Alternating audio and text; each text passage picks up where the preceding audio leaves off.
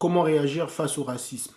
Un homme émotif ne construit pas son empire. Si un homme te traite de sale nègre ou sale noir, faudrait que tu lui répondes que je suis fier d'être noir, mais je ne suis pas sale. Justement, en réagissant en faisant un scandale, c'est un comportement de macaque. Ça prouve que vous êtes blessé. Et personne ne doit vous blesser sans votre consentement.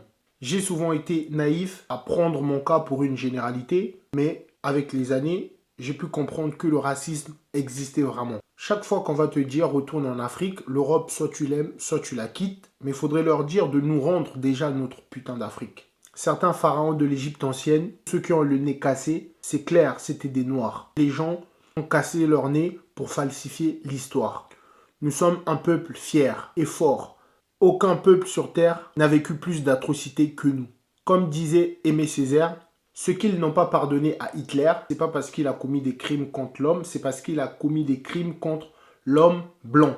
Parce qu'il a appliqué le colonialisme en Europe. Mais ceux qui l'ont fait en Afrique sont toujours honorés dans ces pays-là, dans des musées, des monuments.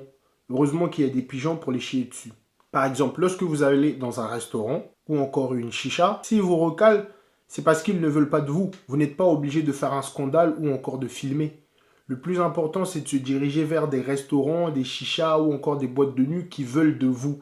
Ou encore essayer de créer nos propres endroits. En faisant des scandales, en se filmant, vous faites la pub à tous ces endroits et tous ces racistes iront se retrouver là-bas. Parce qu'ils savent qu'ils ne nous croiseront pas. Le racisme dans le sport, le foot, la boxe, le tennis, etc.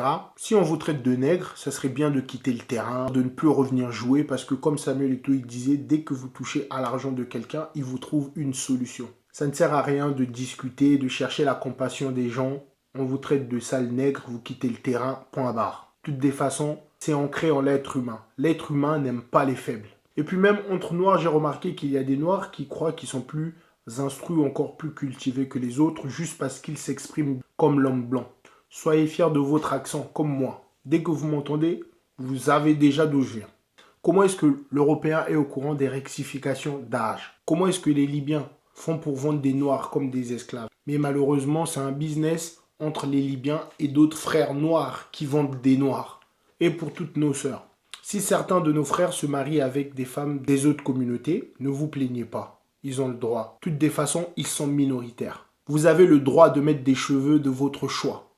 C'est votre argent. Vous achetez ce que vous voulez, vous portez ce que vous voulez. Avant, on nous traitait de babouins, mais aujourd'hui, ils veulent tous avoir des grosses lèvres comme nous. Bon, pour finir, soyez fiers d'être noirs. Même si vous mettez de la crème éclaircissante.